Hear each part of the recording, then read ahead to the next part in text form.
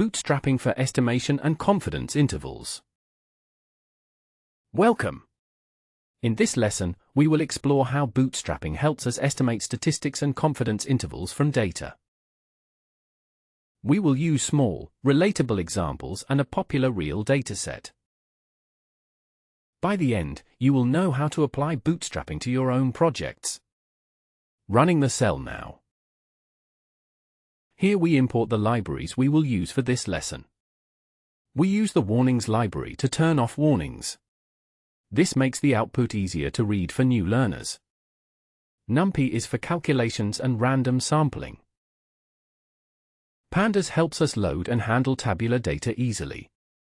Seaborn provides built-in datasets and nicer charts. Matplotlib is for creating visualizations. SNS.set_theme makes our plots look modern and clean. Running the cell now. What is bootstrapping? Bootstrapping is a way to estimate statistics, such as the mean or median, by taking repeated samples with replacement from your data. We repeat this many times, which helps us understand the variability in our estimates. It is especially useful when we do not know the true distribution of the data. Let us start with a simple example. Running the cell now. Imagine 8 students take a quiz scored out of 10. We make up some scores for 8 students, like what you might see in real life. We store them as a NumPy array for easier calculations. We print the scores so we can see our sample. Running the cell now. Try adjusting a few values to see how the results change. First, let us find the average score. This is called the sample mean. We use NumPy's mean function to compute the average of quiz_scores. The sample mean is our best guess for the group average. Printing helps us see the result right away. Running the cell now. Try using np.median or np.std on quiz_scores to explore other statistics. Why do we need bootstrapping? The sample mean can change a lot if we have more or fewer students. Bootstrapping shows us how much our estimate might vary if we sampled again and again. Running the cell now. Now, let us bootstrap our scores to see how much the mean can vary. We set the random seed so results are reproducible. This means everyone gets the same outcome each run. We create an empty list to store our bootstrap means. We repeat the process 1,000 times. Each time, we randomly pick scores from our dataset, with replacement, to make a new sample the same size as the original. We calculate the mean of each new resampled group and store it. After the loop, boot_means contains 1,000 estimated means. Converting to a NumPy array makes further math easier. Running the cell now. What do you expect the average and spread of these simulated means to be?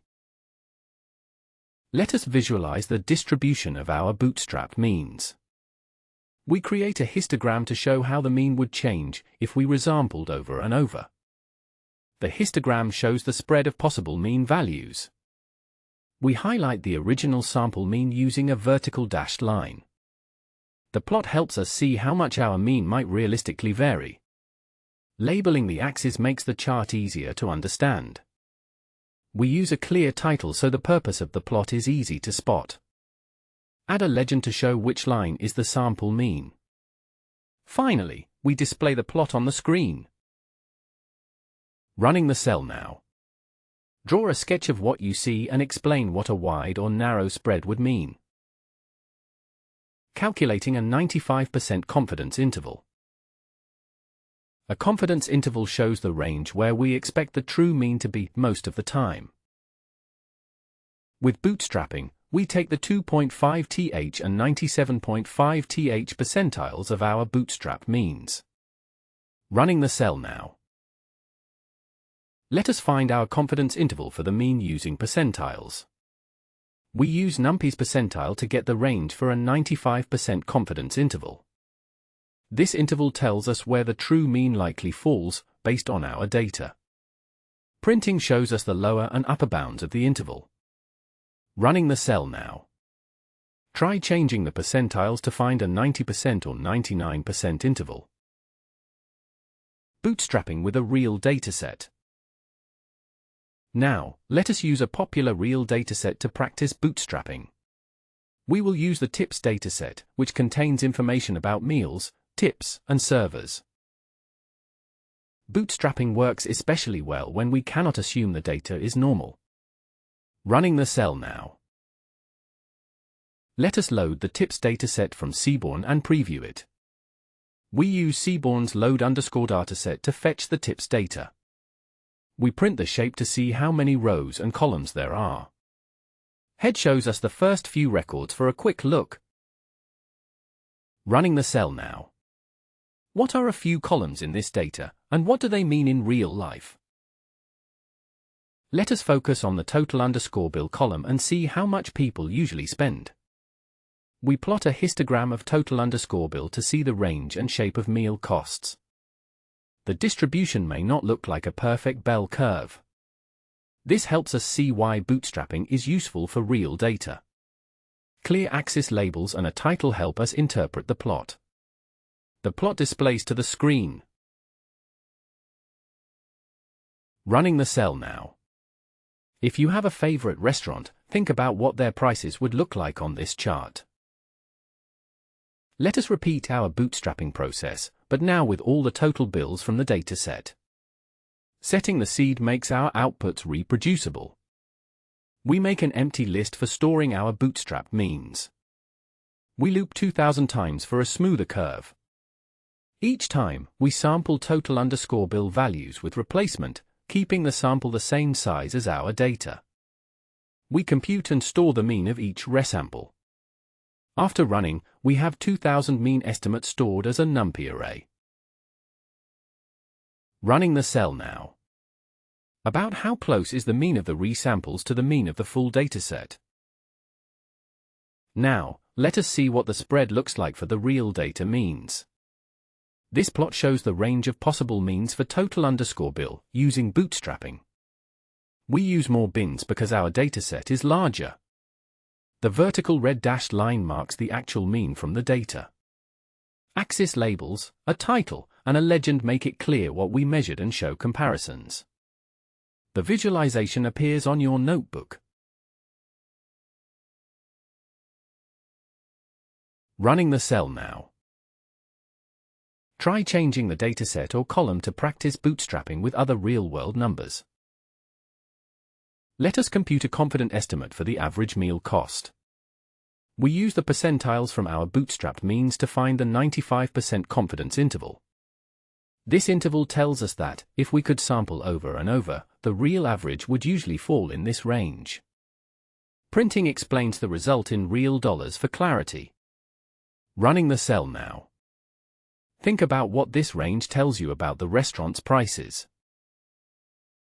You can bootstrap other statistics. Here, let us try the median. We make a list to store the bootstrap medians. We sample total_bill with replacement, just like before. This time, we compute the median instead of the mean. After 2000 resamples, we turn the results into a NumPy array. We use percentiles to find a 95% confidence interval for the median. The print statement shares this range, also in dollars, so it is easy to understand. Running the cell now. Try bootstrapping with np.std for the standard deviation as a challenge. Bootstrapping for difference in means. Suppose we want to know if smokers pay more for a meal than non-smokers. Bootstrapping can estimate the difference in mean total_bill between two groups. Running the cell now. Now we will use bootstrapping to measure the difference in meal cost between smokers and non-smokers. First, we create two groups from the tips data, one for smokers, one for non-smokers. Each group includes only total_bill values. We set the random seed for repeatability. We make an empty list for storing the bootstrap difference in means. We loop 2000 times. Each loop, we resample the smoker and non-smoker groups, both with replacement. We find the mean for each, then compute their difference. The difference is added to our list. Converting to a NumPy array helps with further calculations. We find the 2.5 th and 97.5 th percentiles for the difference in means. Finally, we print the confidence interval for the difference in group averages. Running the cell now. If the interval includes 0, what does that mean about smoker and non-smoker spending? Now you get to choose what statistic and how many trials to use for your own bootstrapping experiment. We prompt you to choose whether you want to bootstrap the mean or the median. We ask how many bootstrap trials you want to run. More trials give a smoother interval. We create an empty results list. Set the random seed so you can reproduce results.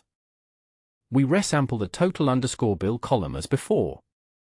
If you pick mean, we calculate the mean. If you picked median, we calculate the median. Results are stored each time. Wrong inputs are ignored. After all trials, we convert results into a NumPy array. We then calculate the 95% confidence interval, based on all your chosen bootstrap values. Finally, we print your personalized confidence interval using the statistic and count you selected.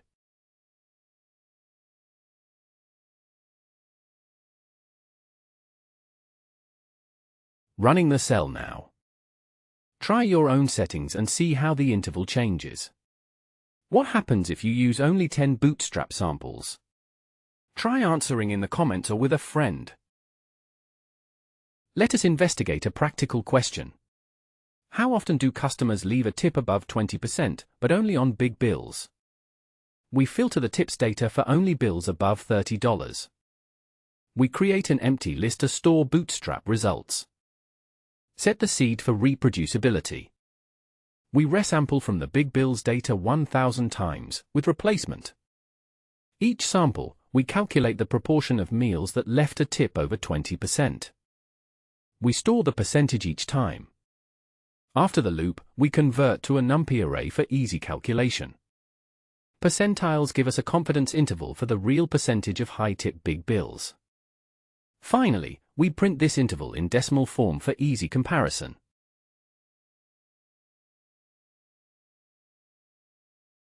Running the cell now. What might be some reasons for customers tipping more or less on big bills? Discuss with classmates or leave a comment on this video. Best practices and troubleshooting. Check if your sample is big enough to represent the population. Make sure you use enough bootstrap replications, at least 1000 is common. Plot your results to check for surprising patterns. Always set a random seed for reproducible science. When bootstrapping groups, keep group sizes the same as the samples. Practice with different datasets to become comfortable. Running the cell now. You can use bootstrapping to see how strong the relationship is between total underscore bill and tip. We pick total underscore bill for X and tip for Y from our data. We prepare a list to store bootstrapped correlations. Set the random seed for reproducibility. We resample indices with replacement for our dataset. Each time, we use NumPy's Corcove to compute the correlation in the new sample. The process repeats 999 times. The array of correlation values lets us find a confidence interval. Printing shows where we think the real correlation lies.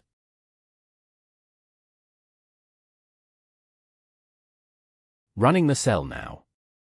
How does this interval compare with your expectations of the connection between tips and bill amount? Here is a challenge to try. Use bootstrapping to estimate the confidence interval for the 95th percentile. We set the random seed for consistent results. We create a list to hold 95th percentile estimates. Each bootstrap round, we resample total_bill with replacement. We find the 95th percentile of each bootstrapped group. Results are stored for each round. Afterwards, we turn the results into a NumPy array. Percentiles give us our confidence interval. Our printout explains what this range means for big meals. Running the cell now. Your turn. Can you apply this to another percentile, like the 10th or the 70th? Share your work. Recap: bootstrapping boosts our confidence. Bootstrapping lets us estimate uncertainty for any statistic, not just the mean. It does not require the data to be normal. Confidence intervals tell us how much our estimates can vary. Keep practicing, try new datasets, and use these skills in your own projects. Running the cell now. Thank you for learning bootstrapping and confidence intervals with us. If you enjoyed this lesson, give the video a thumbs up and subscribe for more hands-on stats tutorials. Practice what you learned and let us know which topic you want next. Happy bootstrapping! Running the cell now.